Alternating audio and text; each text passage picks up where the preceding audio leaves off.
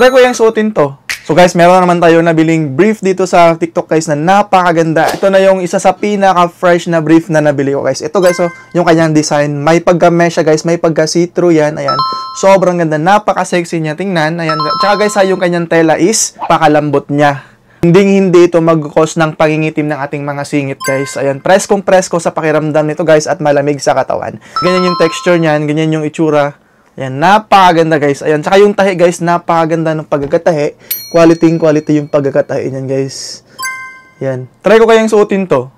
Huwag bababantay ni TikTok. Meron tayong manikin dito guys para itry natin itong brief na to at para makita nyo kung anong itsura kapag suot-suot nyo na. Let's go! Idol, ganito yung maging itsura niya kapag suot-suot nyo na. Ayan. Ito yung kanyang front.